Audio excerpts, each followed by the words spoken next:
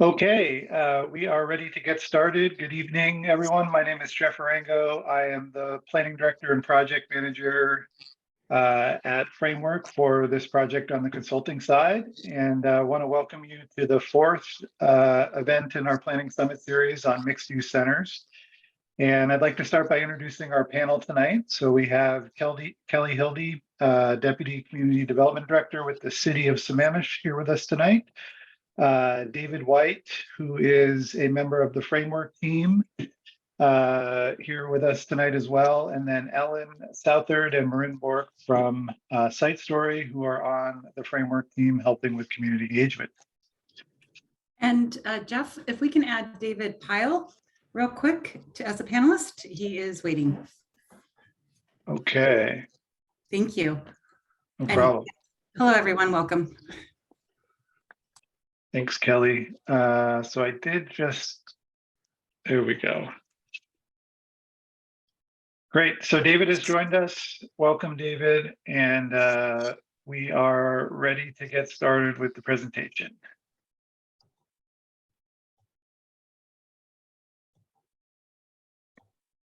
Share my screen. Okay, so you should be able to see the opening slide of the presentation. And I'll start, as I have every event, just going over a little bit of logistics. So we're going to give a brief presentation, and then following that, we'll do some live polling. We have a little bit different types of questions tonight, integrating some photographs and some visual preference survey. So for those of you that have attended the other events, you'll know what to do. For those that are new, please go to slido.com, either on your mobile device or on your computer, and just type in that code 1205943, or you can use the QR code on the screen, and that will give you access to be able to respond to the polls. We'll also have opportunities for questions and comments. You can provide questions and comments a couple of different ways. You can provide it through the Slido app. There's also a question and answer function within the webinar. So if you have a question or a comment, feel free to use that. We'll be monitoring both of those channels. If you have an issue with the presentation or any sort of logistics, you can use the chat function. But please try to keep questions and comments to the other two formats. And then also towards the end, if there are attendees that would like to make a comment verbally or ask a question, you can raise your hand, we can unmute you and give you the opportunity to speak. So there'll be lots of opportunities for dialogue towards the end of the event. Okay, so we're going to roll into the presentation.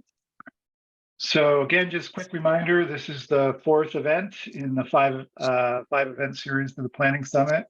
All the previous events have been well attended and some great comments and questions. For those that were not able to attend the other events, we have been posting the videos and the polling results on the Planning Summit page on envisionsammamish2044.org.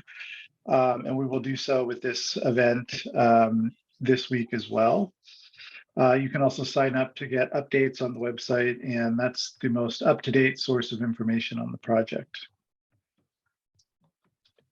So again, tonight our topic is mixed-use centers, and we wanted to start with just a highlight of what is contained in the existing land use element relative to the mixed-use centers.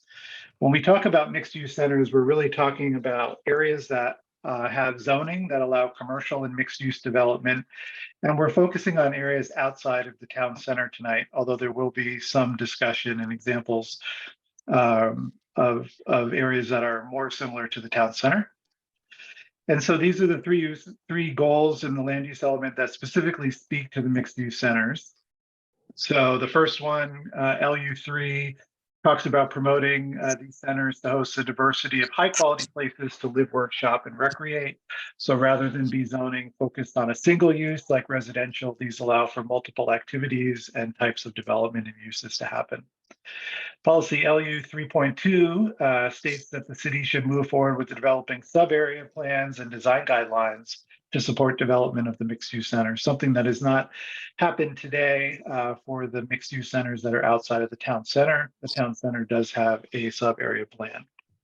And then lastly, something that we are going to be moving forward with this update is consider adding an economic development element to the comprehensive plan, as a lot of cities look to their mixed use areas and their town centers to really be economic drivers for their community.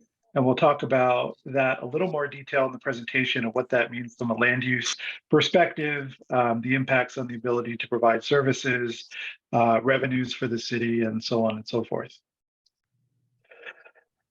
So first, we just like to talk about mixed-use centers in relationship to other city goals. So mixed-use centers provide a lot of opportunities to address other, perhaps seemingly disparate goals, opportunities to reduce climate impacts where people can live, work, and shop in one area, and have the option to walk or bike to locations and not be entirely dependent on their vehicle. Mixed-use centers allow potentially for preservation of areas in rural areas, as well as potentially areas within Sammamish itself through things like transfer of development rights, where you have areas that are mixed use and more intensely developed, which allow the protection of other areas that it could include habitat as well. Fiscal sustainability, so these tend to be the highest producing revenues for the city in mixed use areas on a per acre basis. And we have an example of that later in the presentation from another community. Mixed use areas often hold events and public amenities, can be civic anchors like the town center, provide a variety of housing options, ranging from small single family up to apartments, and also missing middle housing, things like townhouses, duplex, and other types of ground related housing. And then transportation options, whether that's walking, biking, scooters, transit, access, rideshare, things like that, all tend to work better and be more abundant in mixed use environments. Real briefly, this is a slide we showed the other night, but it shows the zoning for the city, and the land use pattern is largely inherited from King County prior to the adoption or incorporation of the city in 1999. The area is primarily residentially zoned and developed, which is the areas in yellow and orange primarily. The town center plan, which is highlighted in the middle of the map, showing some of the zoning in purple, was adopted in 2008 and was the city's first attempt to diversify land use and housing stock, as well as add services. And there are 3 formally designated in the comp plan now, mixed use centers, which I'll show on the next map, and then one additional one we'd also like to highlight as well. So these are the areas of the mixed use centers highlighted in the red circles. The blue circle in the middle highlights the town center. And these areas are defined by their zoning, which is generally community business, neighborhood business, and office. Each of those zones do allow some residential development. And then also within the areas that are designated as the centers, there's also, in some cases, multifamily development that sort of surrounds the commercial nodes.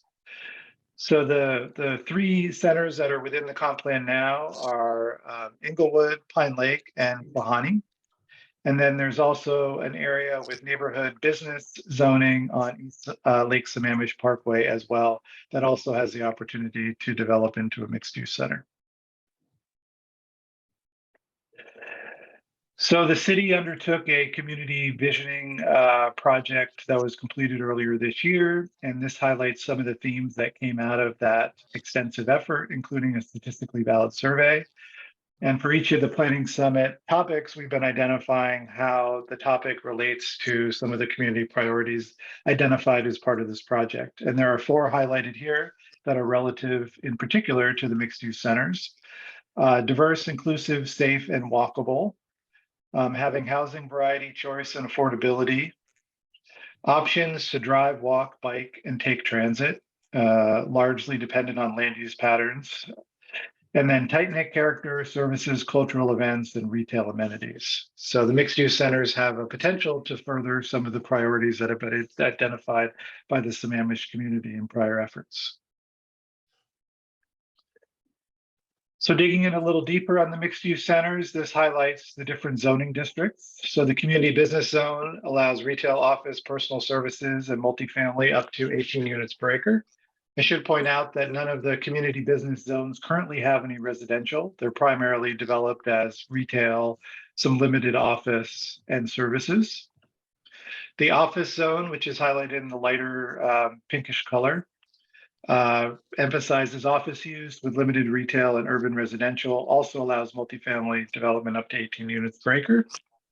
And then finally, the neighborhood business zone, which is the only spot where that zoning exists in the city, is down along East Lake Sammamish Parkway, and provides opportunities for daily retail and personal services with limited residential up to 8 units per acre.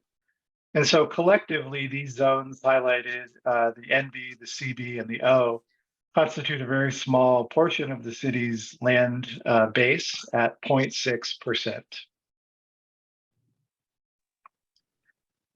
And so we'll just provide a little bit of an overview of each of the existing centers. So in Klahani, it's the smallest center by land area. It is retail focused. It is anchored by a QFC grocery store, which you see there in the photo. And there is no residential within the community business zone. It is surrounded in the brown color by some multifamily zoning, and then a little bit lower density residential zoning highlighted in the orange. The Pine Lake Center off of 228th, shown here on the east side of 228th and Issaquah Pine Lake Road. Again, has a grocery store anchor, has restaurants, some adjacent moderately dense housing, as well as educational and health care uses. But like the other centers, does not include residential uses currently.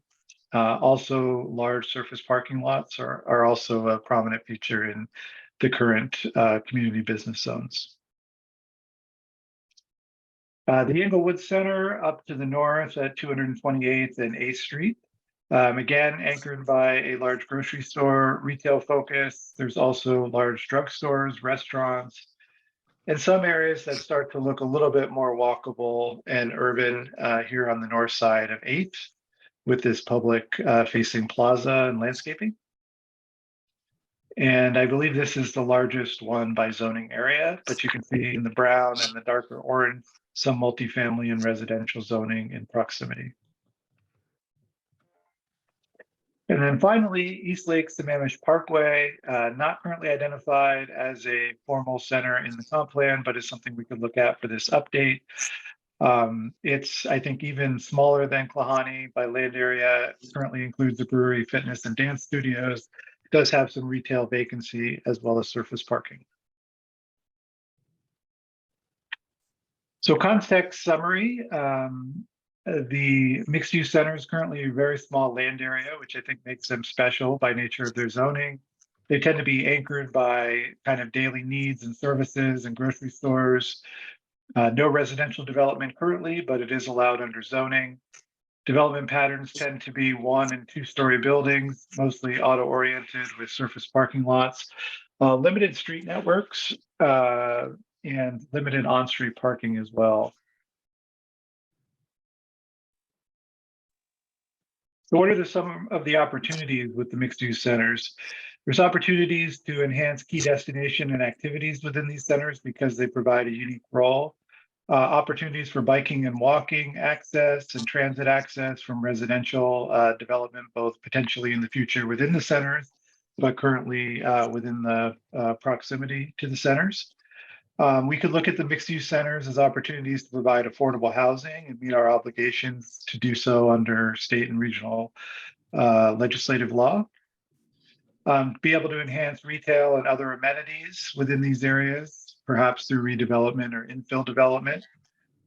These centers could play a key role in the economic development and fiscal sustainability, and something we can explore as part of the economic development element, as well as local jobs and workforce development, as these do provide the primary sources of jobs within the community in the mixed-use centers. So what is mixed use? It's, again, an opportunity to live, work, and play, so multiple activities and layers of functions. Opportunity to have synergy among properties, uses, and people. You can see in this image here, a mix of residential development with ground floor retail. This is an example in Woodinville, not too far from Sammamish, where there's a mix of office, public spaces, on-street parking, urban street grids, landscaping and stormwater treatments, and the ability to host a variety of events within the community. Mixed-use centers are often looked at by communities as a more sustainable development pattern because it does provide more opportunities for biking and walking, shorter travel distances, the ability to not be entirely car dependent, to really be people-oriented in the design of public spaces, including streets, and support walkability, which has been identified by the community as a priority in the community visioning project. So now we'd like to go through some different types of examples of mixed use. Some are kind of more relevant to the areas we're talking about than others, but I think some of these will resonate with folks. So on the left-hand side is what we would call the traditional Main Street downtown center.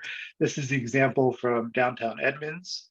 Areas like downtown Edmonds tend to have older and historic fabric with which to build upon. Not something that Sammamish currently has, but again, provides that sort of small town Main Street experience with local retail, restaurants, activities, usually managed by some sort of downtown association in partnership with the city, and does provide opportunities for higher density housing, office, and other types of uses around kind of the Main Street area. And then two on the right, both of these cities were highlighted in one of our polling exercises the other night in terms of looking at cities that might provide some examples or some inspiration for Sammamish. On top, Church Street Marketplace in Burlington, again, a very strong historic core, but was pedestrianized several decades ago and has really become an asset for the community and is an anchor within the downtown. And then similarly, the Pearl District of Boulder, Colorado, also a outdoor pedestrian mall, but array of uses and activities, historic buildings, and both are college towns, which tend to help with the viability of pedestrian-oriented space. University Place Town Center is an example of a new town center, probably more similar to what you might expect in the Sammamish Town Center, but this was a project led by the City of University Place. It is anchored by the City Hall and the library, which you can see in the center of the screen. They built a large public plaza that hosts a variety of activities and events.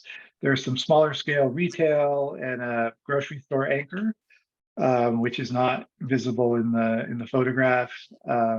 Higher density housing, on-street parking, some structured parking, and this has really kind of become the downtown, so to speak, for University Place.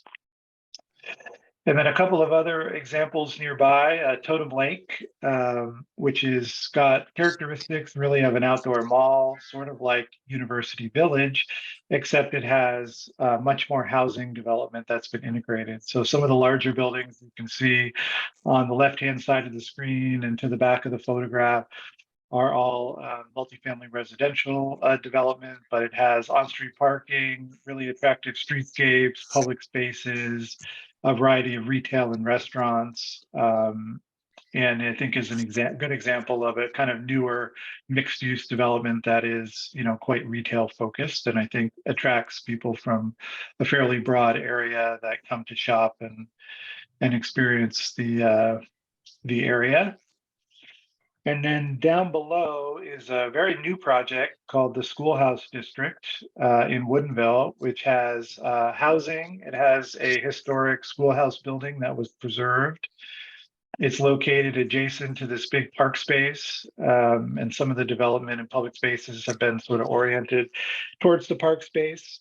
There is a high number of wineries and restaurants, and a pedestrian kind of focused alley here between these buildings that have roll-up doors for use of the wineries for events. It's got some really nice alleyways, pedestrian alleyways, and kind of passive open space areas for residents as well. And this has really just been completed, I think, within the last year. And the city of Woodinville was heavily involved in the planning for this project. So, what are some of the potential benefits of mixed-use centers? This graphic here was a project done by a firm called Urban 3, and you can look them up online if you're interested. But this was for Eugene, Oregon. And what Urban 3 has become known for is doing basically a fiscal analysis of different development patterns and then showing those sort of graphically or visually, like the map you have here. And their sort of method of calculating that they came up with is land value per acre. And what that signifies is A, how productive parcels are in terms of generating revenues for the city, as well as the revenues and how they compare with the cost of providing services. And I think part of the idea of mixed use centers, because they are more compact and more efficient from a land production standpoint, they tend to be more cost productive to be able to serve. And so what the map is showing in 3D is the value of land per acre. And so you can see the really spiky part is likely their downtown. And then as you move to areas that are more or less intensely developed, you can see they're not as high. And so the thinking is that these areas where the land value is really high per acre are producing relatively higher tax revenue for the city, as well as lowering the cost of providing services, whereas the more decentralized land patterns are less productive and theoretically more expensive to serve, with some nuances, obviously, amongst those. And so that's why a lot of cities look at mixed use centers really as being the cornerstone of their economic strategy in providing fiscal sustainability. And so even if you looked at a modest mixed use development, maybe somewhere in here, and compared that to, say, a Walmart, which clearly generates a lot of tax revenue on a per acre basis, the mixed use development is typically much more efficient from a fiscal perspective. So I think that's one of the reasons why communities, in addition to all of the other things that we talked about in terms of benefits directly to the community, why cities tend to look at mixed use development as a fiscal strategy. So now we're going to go through some photo examples, and we've provided some photos and some annotations, and this will kind of set up some of the live polling that we're going to do. But we wanted to talk or show this slide. This was from the polling from last week, where we asked attendees to list a city that they like, that they thought could serve as a model for Sammamish in the future. And the bigger words are the ones that were entered the most. So Kirkland was the top answer. And there are a variety of other communities from around the country, ranging from, comparable sized communities to, in the case of Minneapolis, a much larger community. And I think one of the things that stands out to me is that many of these cities are known for their mixed use districts and or their downtown. Areas that are walkable with public spaces, variety of activities, attractive looking development. So we want to just kind of explore some of these concepts in the next few slides and in the live polling as we get to that point. Jeff, if I could jump in here for a minute. Yeah. Also, when we think about these mixed use centers and, looking at the different examples from the previous slides, a lot of them are illustrative of what might be the core or downtown of Sammamish in the future. And kind of when people think about Sammamish and going to Sammamish, what do they think of? And that's what the communities on this slide are examples of. You think of, the downtown in Kirkland or in Edmonds, you think of, Pearl Street in Boulder or the kind of center of Vail. That's the image people have in their minds. And that's an important part of kind of the core mixed use center. But also there are other kinds of mixed use centers in a community that come at different scales and sizes. So you might have your core downtown that serves the entire community. It may be, or there may be aspects of it that become a regional destination where folks from other communities want to come to Sammamish to enjoy the amenities that are there, the shopping that's there, come and live there or set up a business in the future. But you also have neighborhood scale mixed use centers. And some of the examples of the other mixed use districts around the city are good examples of that, where the service shed, if you will, the areas of the community that are served and attracted to it are much closer. You know, this is the concept of if you also want to do a Googling exercise of the concept of the 15-minute city, where people who live within a 15-minute walk, bike, or bus ride can come and go into these neighborhood service centers and be able to access kind of their everyday needs. You know, it's where the pharmacy is, it's where the grocery store is, it's where, you know, some basic services are that you can easily get to without having to hop into your car and drive everywhere. So when you're thinking about mixed use centers, it's not just the core downtown part of the city, which is critical, but also then having other mixed use centers scattered around the community that can serve the needs of the residents that live nearby. Thank you, David. So we'll get to the live polling in a moment, but these will be some of the images that we'll ask your opinion of. We're going to talk a little bit about downtown Kirkland because that was highlighted in the live polling last time, including Kirkland Urban, which is recent mixed-use development within downtown Kirkland, the Village at Totem Lake, Kenmore Town Square, and the Woodinville Schoolhouse District, which we just highlighted in one of the previous slides. So downtown Kirkland, again, this was mentioned by the community in the live polling exercise. We'd just like to ask in the Slido polling what you particularly like about it and give us the rating as well.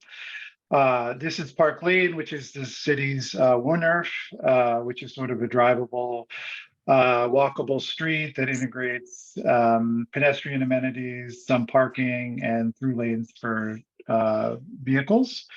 You can see here the two people in the middle of the picture are comfortably walking in the middle of the street, even though that's primarily designated for vehicles. There's small business opportunities, low scale 1- and 2-story buildings, integrated landscape, outdoor dining opportunities along the streets, attractive plantings and lighting, and then sort of these parking pockets for vehicles to park, and integrated rain gardens as well. Looking at this from a aerial perspective, this is sort of the more historic core, which we just showed you along Park Lane, but Kirkland has done quite a bit of planning for multifamily and mixed-use development along the edges. So a lot of this is housing development. There is some surface parking, but tends to be limited in downtown. They rely quite a bit on on-street parking, and they also built a parking structure, I believe, as part of the library many years ago that also provides public parking and integrated trees, opportunities for green stormwater infrastructure as well. So Kirkland Urban, this is a newer mixed-use project, basically on the north side of downtown. It's anchored by some major office buildings, including Google. It's also anchored by a grocery store. There's a QFC there. There's a mix of retail, public spaces, and some sort of activities. I think there's a Topgolf facility there. There's housing kind of along the edges. And so this is a newer kind of mixed use project that has below grade surface parking and some limited on-street parking as well. It's sort of a two-tier development. So there's some upper floor retail and then retail at the ground level, ample seating, bike parking, landscape integration, pedestrian friendly streets, not too dissimilar from Park Lane in terms of it being kind of a drivable plaza. The Village at Totem Lake is the redevelopment of an old mall, and as I said earlier, it has many of the similar kind of uses and qualities of University Village in Seattle, except it has quite a bit of new housing that's been incorporated. So you can see up here on the right-hand side, This is one of the public plazas. There are these outdoor public seating areas. There's fireplaces. I think this is like an AstroTurf kind of play area, water features, restaurants and shops, really attractive streetscapes, and very walkable.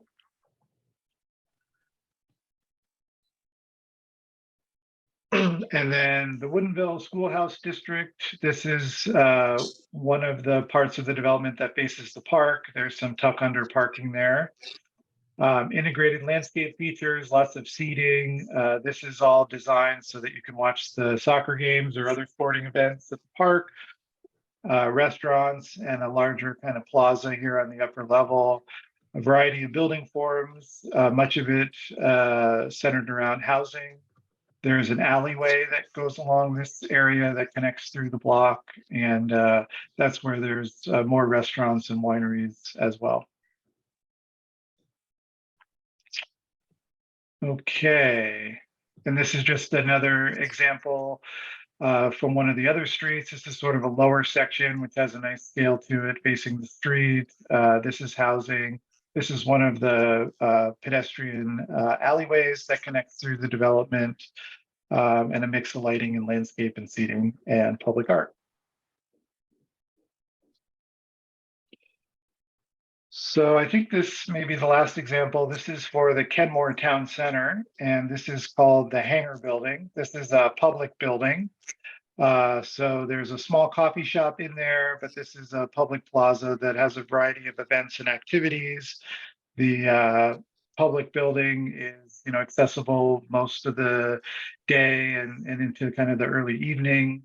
There's a brewery just outside of the view here that also helps activate the plaza. And then there's new development, mixed use development within the Kenmore center development, including fairly recent city hall and some other civic anchors. And this just highlights some of those features that I mentioned. And this is a really, I think, fun and active space, particularly during the summer months. Okay, so we're ready to go to live polling. Before I do that, I'll just make another plug for the website, envisionsammamish2044.org. Be the most up-to-date information about the project and where there'll be upcoming events and opportunities to participate.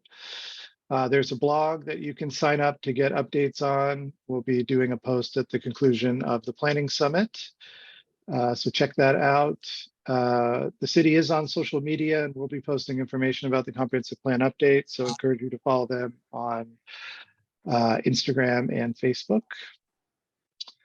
And if you have questions or comments, my contact information at the bottom, Evan Fisher, who is the project manager for the city.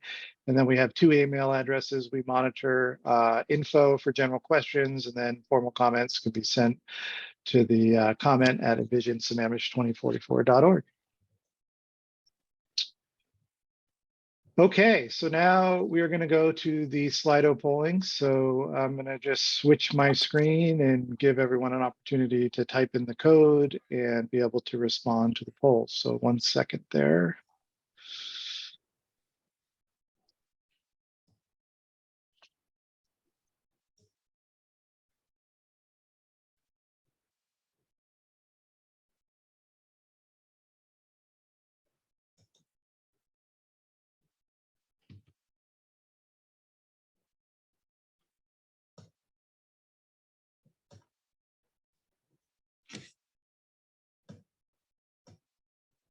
Okay.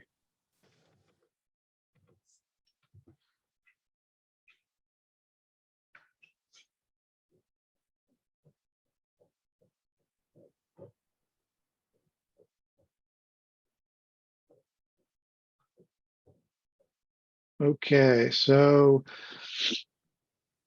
there's the code again. We'll go back to the Q&A after we do the polling. So Slido.com, code is 1205943. And we are going to go to the first poll, which is a word cloud. Oop, hold on 1 sec. Oh, wait, nope. The first question, sorry, is a ranking. So this question is asking you to rank your opinion of the current mixed-use centers in Sammamish from 1 to 5 stars. 1 would be not much to like, 5, they're great the way they are.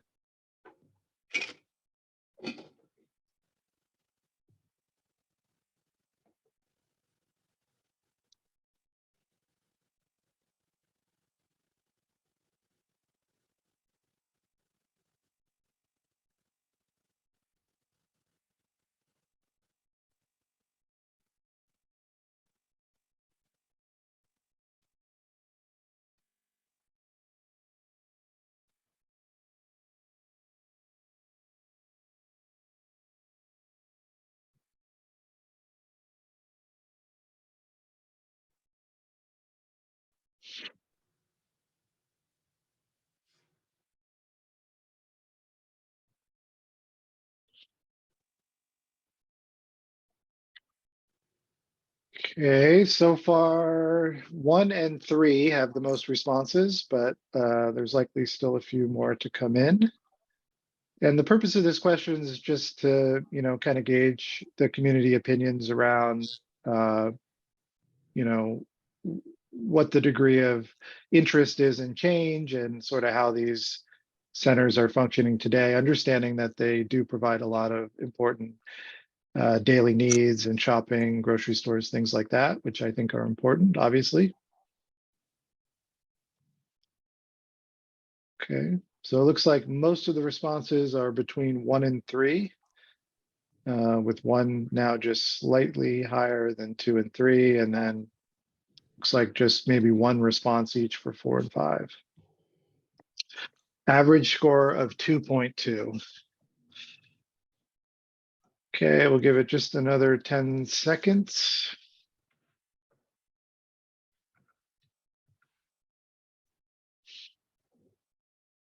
Okay, all right, we're going to move on to the next poll.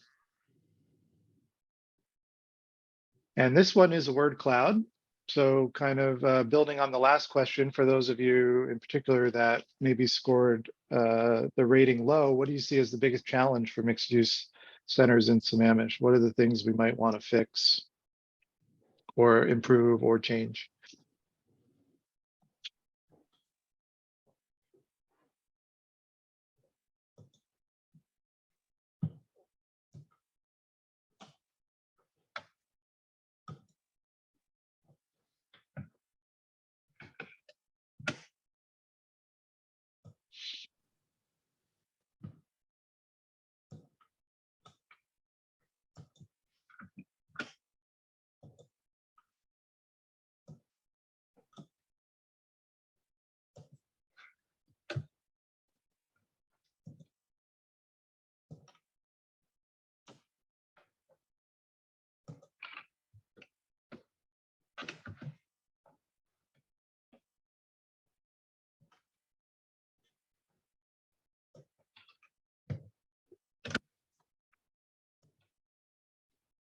Okay, so the dark or the green color and the largest words are those responses that have been inputted the most number of times. So it looks like not enough density is the top one right now. Parking, no character, and traffic are also higher responses in addition to auto-centric. There's lots of comments about parking, a few comments related to environment or natural features, affordability, not enough housing.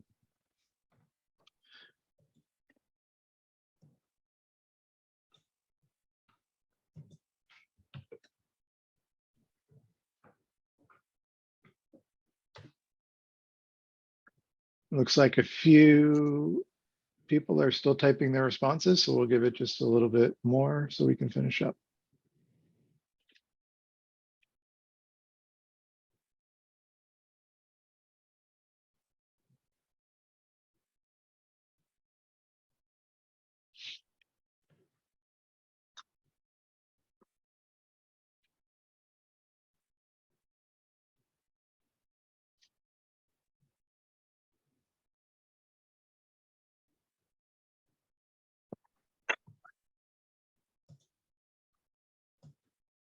Okay, 10 more seconds.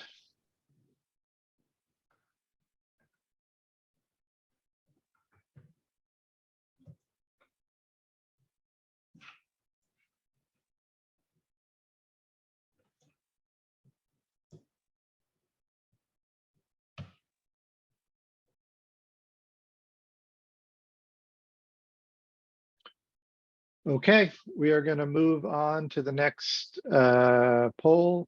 Top answers, no character, not enough density and traffic, and then you can see the others there in the black text. All right, so this next one, also a word cloud. What do you think from your perspective is missing in Sammamish that could go in the mixed use centers? So what might be some things we might want to add as we look to the future?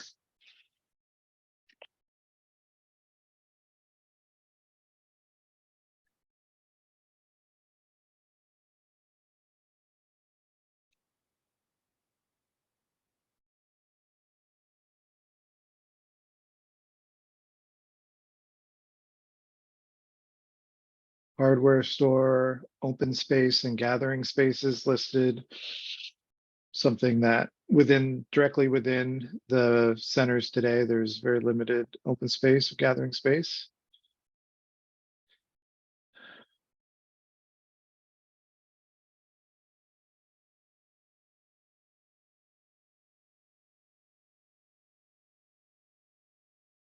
Coffee shop, good quality restaurants, senior housing.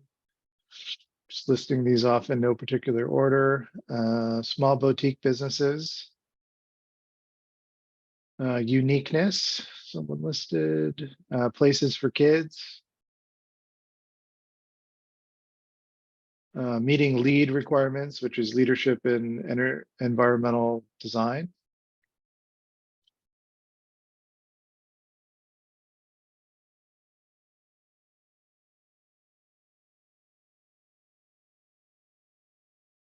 Community contributed cultural exhibits, a bar, a gym, live workspaces, distillery. I thought I saw a bakery there. So lots of different retail suggestions here. Emphasis on local businesses. Non-chain stores, smaller housing units.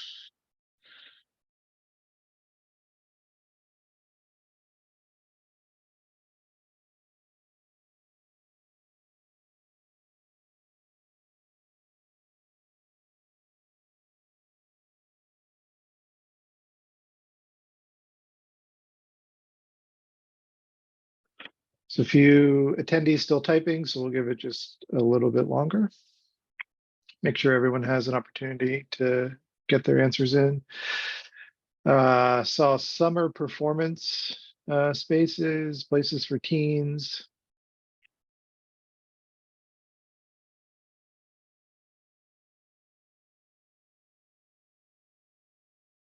Third place books.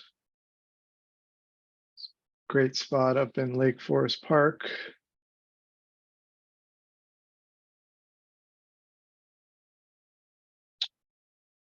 Okay, 10 more seconds.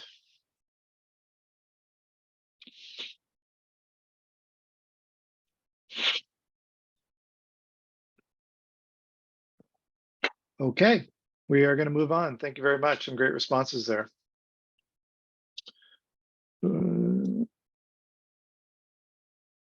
Okay, so now we're going to ask for you to rank some of these images. So just like the first question, please rank the image. 1, not much to like. 5, it's great. And this is example from Woodinville in their town center area.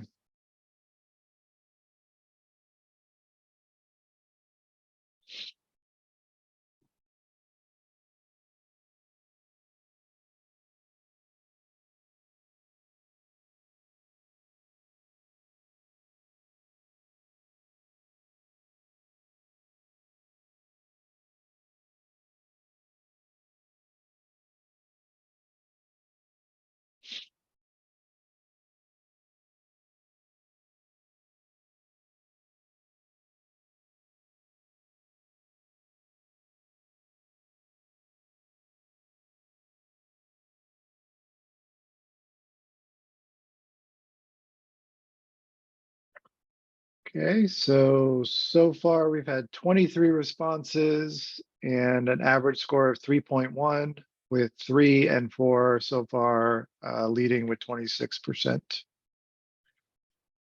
We'll give it just another 10 seconds or so.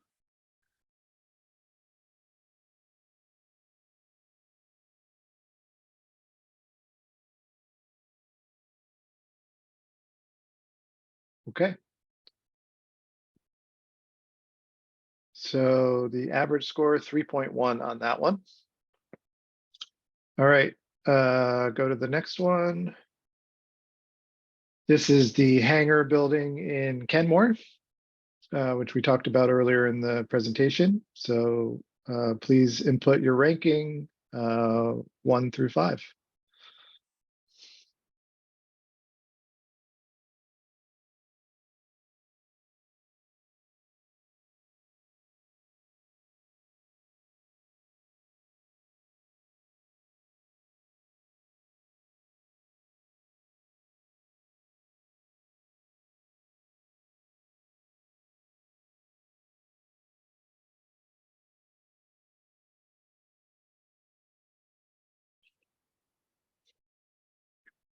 Okay, so currently average score 3.0 with 38% of respondents selecting number 3, and then a mix of the other ranking categories. We have 24 responses, which is the same as the last, so I am going to move on to the next one. Okay, this is one of the public spaces at the village at Totem Lake. Please indicate your ranking.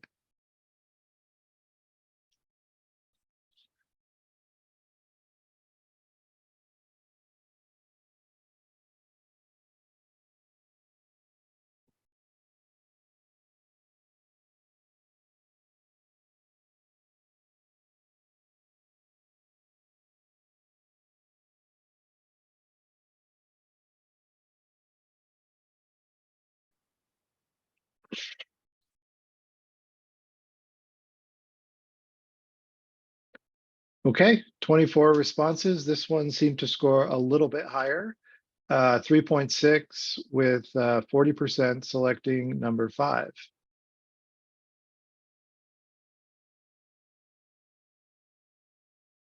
All right, we are going to go to the next one. And this is the schoolhouse district in Woodinville. Please indicate your ranking of the project.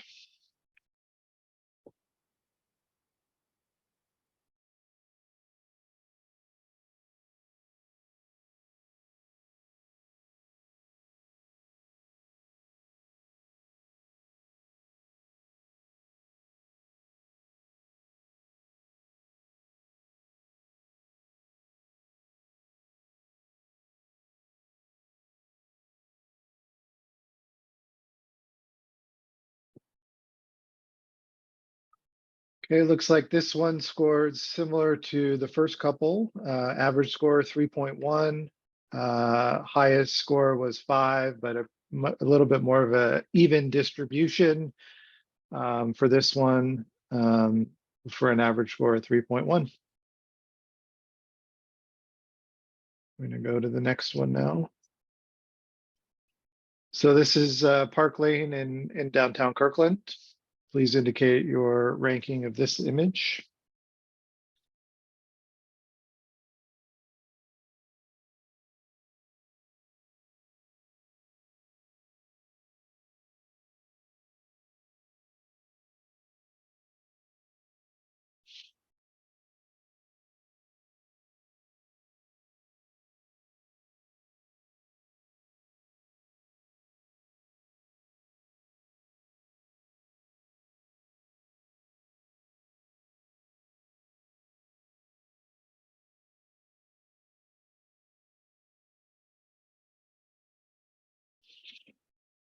Okay, so this one seemed to score a little lower than Totem Lake, but higher than some of the others. So average score of 3.4 with the highest response at 38% for a rating of 4.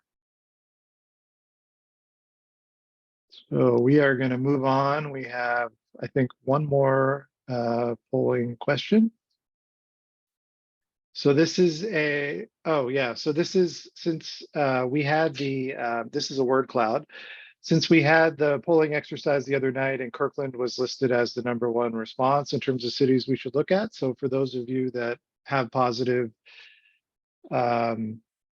reflections on downtown Kirkland, please indicate what you like about downtown Kirkland.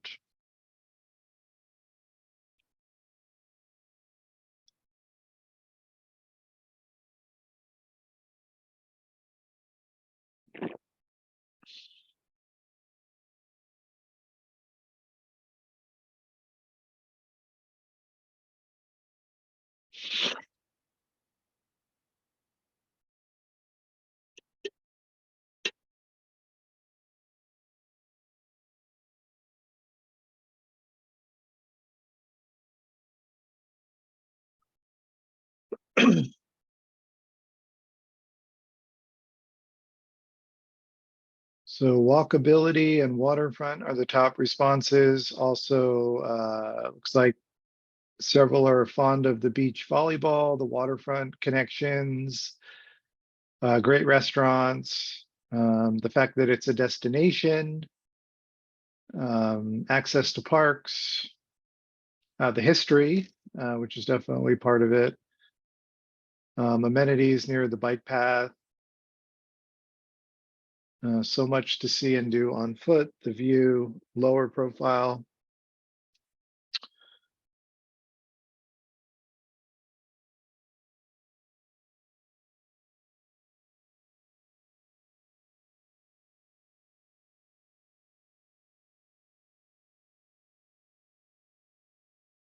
Okay, give this just another 10 seconds or so.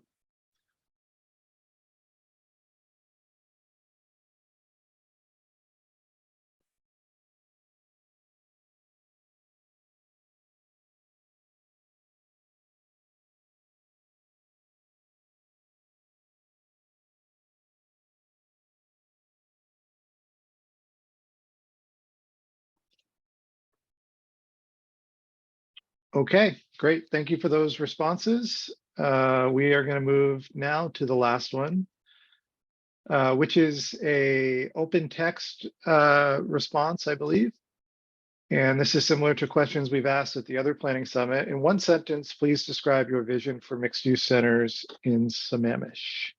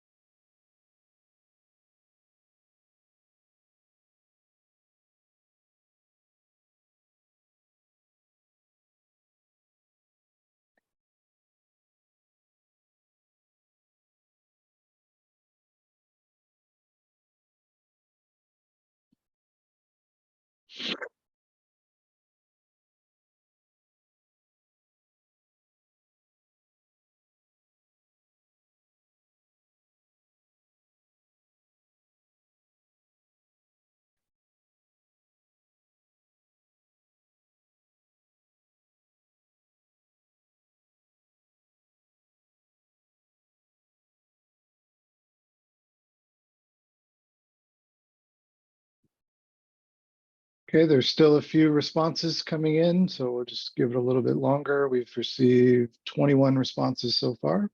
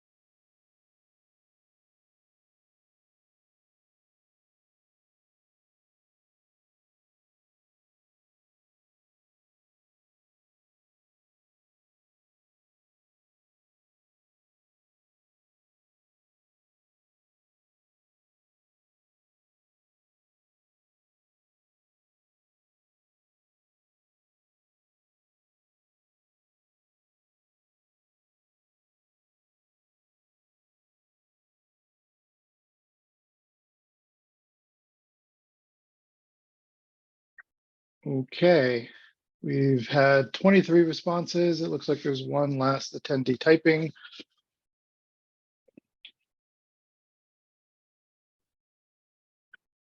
All right, so we are going to conclude the polling for this evening and move on to the Q&A and comment period.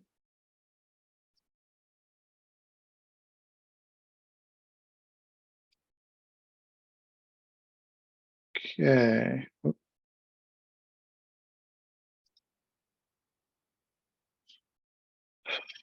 So now we can go to Q&A, and again, you can ask through the Slido app, or you can use the question and answer function within Zoom.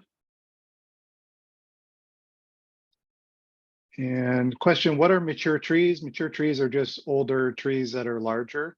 So not typically the trees that would first be planted as part of a new project, but those that have matured and gotten larger and have some more heft to them. Jeff, if I could jump in, David Pyle, I think the question came in at the beginning of the meeting and it was in response to one of the slides or the photos of one of the places that was shown. And the question was, where are the mature trees in those locations, I believe was the context. Oh, okay. I'm not sure which photo that was referring to. I think several of the centers included some landscaping, but didn't have mature trees, and that's about the time the comment came in. So I think the question is more along the lines of how do we get meaningful landscaping and meaningful trees and protect trees in those locations while also still getting those gathering spaces and all the amenities that we saw on those slides. It's a challenge. Yeah, for sure. Okay, thank you for that clarification. Apologies, I didn't catch it when it was coming through. Okay, let's go to the Q&A.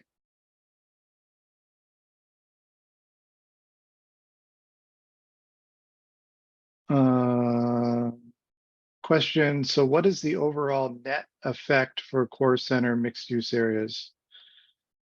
Not quite sure exactly what your question is asking, Mary. Do you want to clarify that, or I could give you the opportunity to verbally ask the question? I'm not sure what you're what exactly you're asking. Okay, Mary has her hand raised. Okay, go ahead, Mary.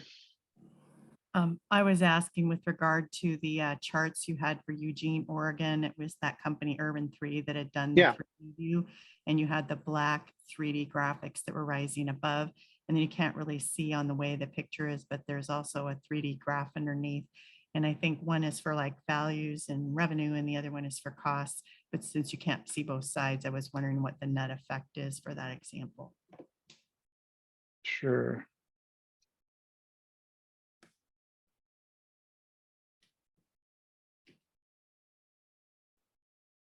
Jeff, are you going to try to put that slide back up? Yeah. I can answer that generally, that, you know, it's looking at the kind of what the net effect is between revenues and costs to serve the business. So the black spikes are revenue positive. So they generate more tax revenue per acre than they require to be served. So that's above the plane. And below the plane, then in red are where the per acre value is, it costs more to serve than the revenue than they generate. So your mixed use centers, because they bring in a variety of tax revenue and the higher concentrations on a per acre basis, they tend to be significantly more positive than the surrounding countryside, particularly lower density, single use types of development. So a lot of the work that Urban 3 does and in the other studies that they've done really helps to illustrate the economic value, the fiscal value to a community of mixed use development. Thanks, David. Next question. Any indication that existing centers would consider redevelopment in the near future? Not at this time, but we are planning to do outreach to the business and property owners within the centers to try to get a sense of that, but that's something that's not happened yet. How do you rate the participation of less than 20 people to shape the future of our city? Well, tonight's event is one of a series of events and one that's part of an overall public participation process that'll include many other meetings. So our goal is to definitely include a lot more than just those attending tonight, but it is an opportunity for people to be able to interact with us and share their thoughts and feelings about what they'd like to see in the city. So I think it's valuable, certainly from that perspective, but certainly, you know, it's not intended to be a statistically valid survey or anything like that, but just one piece of a larger engagement process. Thank you for that question. Next one. Many of the locations you showcased are destination cities that draw from that city and surrounding cities. Sammamish is isolated near the eastern edge of the metropolitan area. This type of development has to be enough draw within Sammamish to survive. People will not come from other cities to visit this location. How do you resolve the problem? So I think that is a really good question. And I think this is something that we're going to be looking at as part of the economic development element in terms of looking at where generally folks that live in Sammamish spend their retail dollars. It's an analysis that's called retail leakage, and it sort of looks at dollars that are being spent outside the community that could be captured locally. And so I think that is part of looking at the viability of sort of how much commercial development is appropriate for the city. But I would say at this stage, Sammamish has a really small portion of commercial development relative to the size and incomes of the city. So I think it is likely that additional retail services and development could be supported within the community. And even though Sammamish is somewhat isolated up on the plateau, I think you know, some of these areas could be draws from adjacent cities as well. So I think primarily that will be addressed through the economic development element, but also as part of the land use element as well. So, excuse me, a really good question. But also as an important component of that, though, that for the city to be successful, period, it needs to be successful internally. It needs to serve the needs and desires of the residents who live and work there. If it's really successful at that, then it becomes more of an attraction, perhaps for other folks to come. It's that authenticity of place that I think is key here, and that's centered on serving the needs of the residents. Again, the people who live and work there. Thank you, David. Next question, does the retail analysis capture online shopping? I only use the grocery stores. Yes, it does. It will look at online shopping as well as bricks and mortar.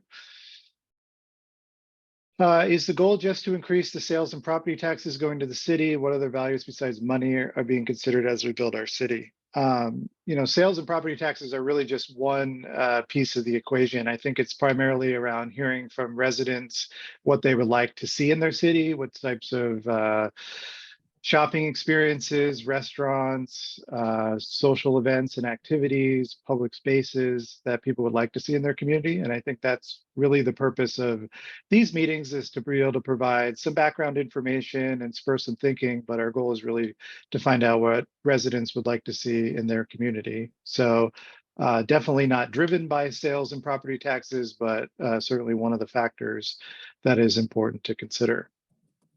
And it's also about job creation. It's about having places of employment for folks who want to start a business, who are looking for a job a little bit closer to home. So it's more than just the tax revenue. It's the opportunity that either the housing or the different kinds of retail and service and other kind of business experiences afford members of the community. Okay, so that is all the questions we have on the webinar. If anyone would like to make a verbal comment or question, I can unmute you. I'm also going to check here on Slido and see if there's a question. Good question here on Slido. What goals need to be added to the comp plan to have development blend into the environment? So one of the things that we're looking at now is doing an audit of the existing comprehensive plan and an existing conditions report. And as part of that work, it will include a look at the goals and policies. I would say that my general impression from working with the comp plan for several months now is that there are a lot of goals and policies relative to the environment and the importance of integrating it and protecting it as part of development. It's also a topic that we address partially in development regulations phase 2, and in particular, the neighborhood design standards. So I do believe that that is a topic that's well represented in the comp plan, but certainly opportunities for fine tuning and potentially adding some additional goals and policies where needed. 62 questions, 62% of the voting residents want to protect the environment to support wildlife. How do you add wildlife corridors? Again, that is, I think, a good question, something that is part of the development code in terms of accommodating natural features and wildlife habitat where it's known as part of development. Certainly could be opportunities for strengthening that first in the comp plan and then during later phases of development regulations updates. But certainly something that I've heard throughout my work in Sammamish, and always opportunities to relook at some of these priorities as part of a major update like this for the comprehensive plan. Thank you for that.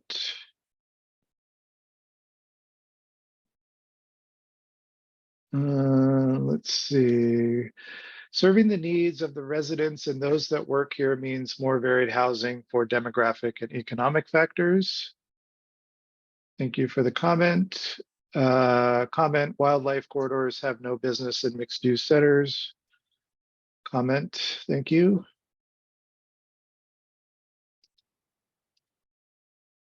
Another question, is there a requirement for an economic development plan? The answer to that is technically no. An economic development element is a required element under the Growth Management Act, but the state has not provided funding for cities to implement it. So currently it's technically not a requirement, but many cities have chosen to go forward with an economic development element, and it is something that the City Council has identified as an element for this periodic update. Good question. Okay, not seeing any questions in the webinar or on Slido. Anyone care to make a verbal question or comment? Be happy to unmute you and give you the floor.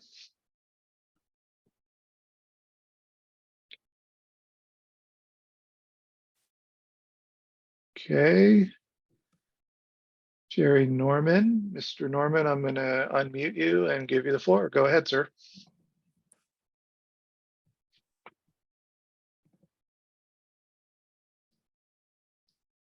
You'll need to unmute yourself. Yep.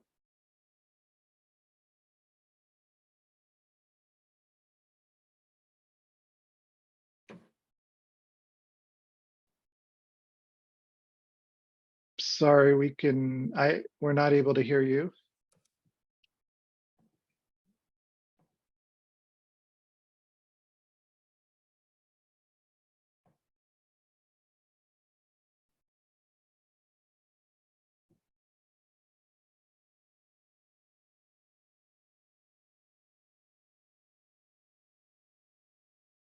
Not sure. Okay, Mr. Norman says, sorry, the mic's not working. We want all the good things. Thank you for your work. Thank you, appreciate that. Anyone else? Mary, I see your hand up, but I think that's from before. But if you have another comment, be happy to give you the floor again.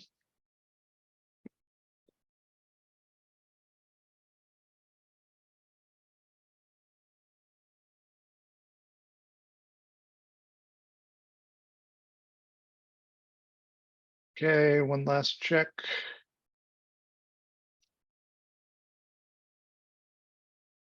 If it is not a requirement, why would,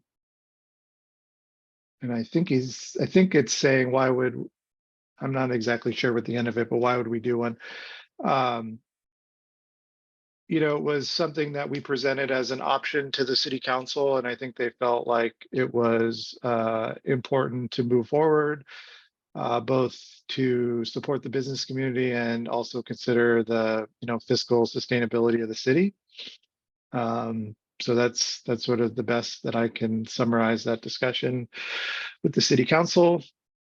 Next question. Will having the town center allow us to meet many of the upcoming housing requirements types from the county or state? Yes, definitely. Will we be able to meet all of the requirements? I mean, it remains to be seen, but definitely a core part of the strategy without a doubt.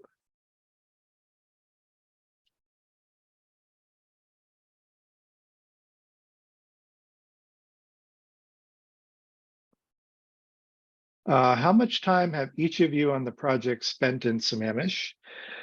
I have been working on and off in Sammamish. I'll speak for myself. David White is located in Vermont and not local, so he's not been to Sammamish yet. But our core team, I've been working on and off in Sammamish for the last 5 years.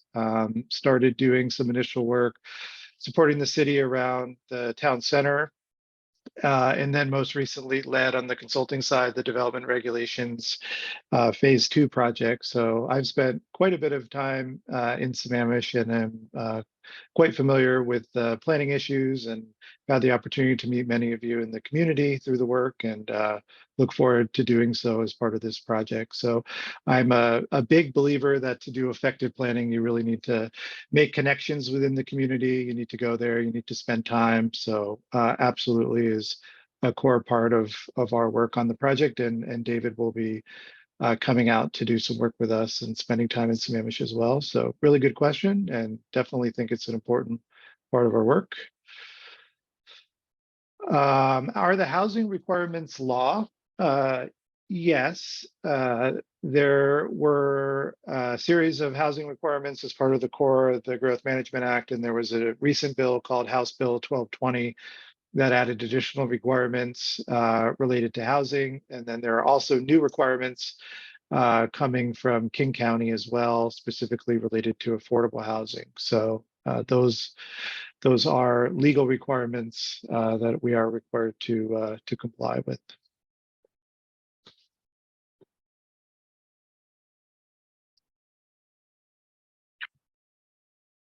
Okay, not seeing any more questions in the webinar, not seeing any hands up.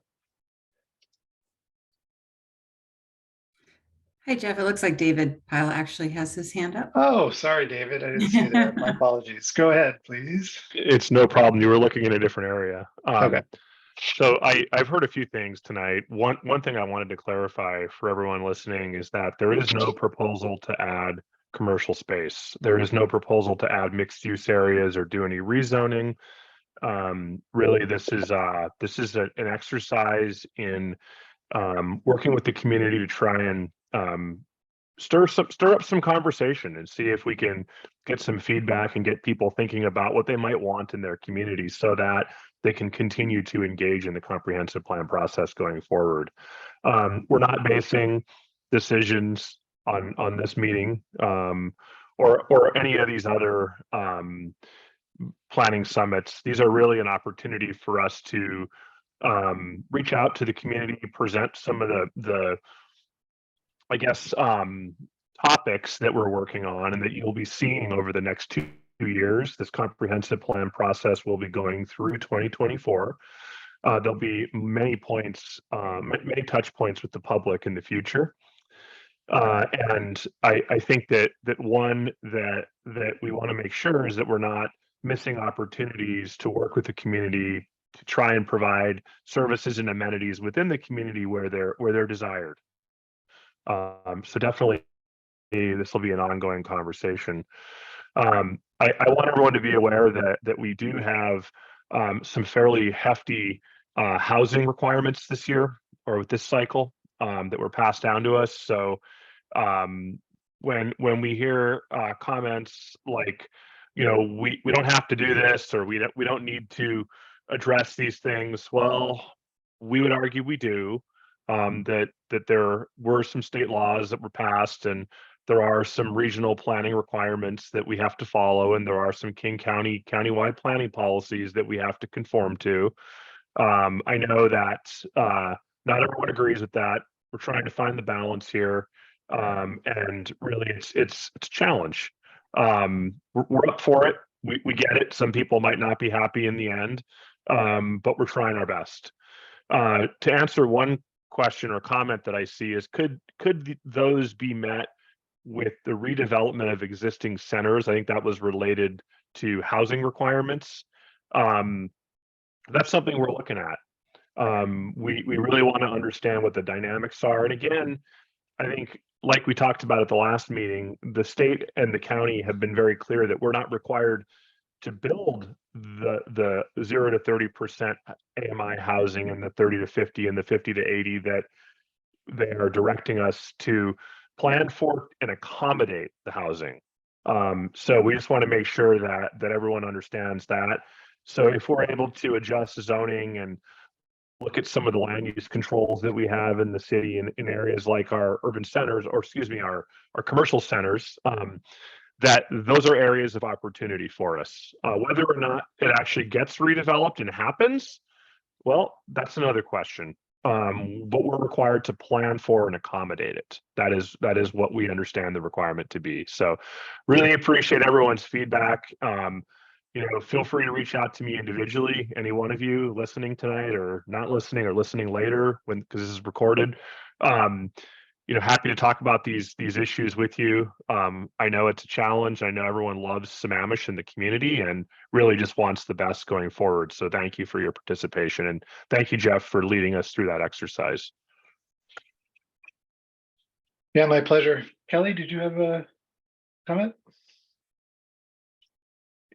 Okay, I found my mute button. Yeah, there was a question under the Q&A regarding the timeline for town center. That is dependent on the developers who are looking at those properties within the town center sub-area. I am going to post a link to the town center projects page on our website, which does, for those projects that have applications in the town center, this does provide you with the most up-to-date information on where that development is. So I'm going to do that right now. And if anyone has any questions about Town Center, please feel free to reach out to me. And I would be more than happy. I'll extend that invitation that David just did regarding Town Center. Okay, great. Thank you, Kelly. Let's see, maybe just one check, see if there's any final questions.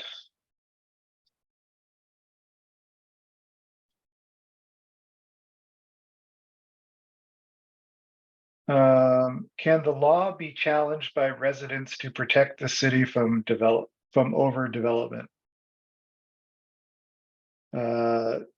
David Pyle, do you want to address that one? The only thing I would say is that outside organizations and citizens can challenge the city's comprehensive plan, which does happen frequently. I'm less aware of people challenging state law or county law. Any thoughts on that, David Pyle? Yeah, well, an individual or a group could file suit for adequacy of the city's comprehensive plan and any specific topic. I think that's actually happened in the past, and that suit could be brought forward to the Growth Management's hearings board, where the city's comprehensive plan would be analyzed for compliance with state law, consistency with Puget Sound Vision 2050, and consistency with King County countywide planning policies. And if it was found to be out of compliance, then the city would potentially be subject to action by the governor's office, and that's almost happened. So we want to be mindful that the city does receive revenue from the state via the tax structure of the state, and that the state does have the option of limiting or restricting revenue to the city if the city is out of compliance and is under sanction. Great, thank you. And then last question, and we're going to wrap up. How do you tie development to traffic? So I'll just say a couple things. As part of this project, we'll be updating the transportation element, and there's a separate team that's been hired to work on that with the Public Works Department. And as part of that effort, we'll be updating the city's transportation improvement program. So that would include city-led projects for the 6 and 20 year that would be necessary to support the land use plan. And then as developments come in, they're required to do traffic studies and potentially make, well, certainly improvements within their project, but potentially offsites improvements as well in order to keep the system functioning. So it's a mix of some public led projects and then also developer driven that's associated with project approval. Okay, I am going to wrap up the meeting and appreciate everyone's participation. It's a lively discussion. Please look for the video and the polling results, which will be posted on the website shortly. And please consider tuning in on Wednesday night for the last of our series for the Planning Summit focused on transportation. And hope everyone enjoys the rest of their evening. And again, thank you so much for participating and take care. Thank you, everyone. Thanks.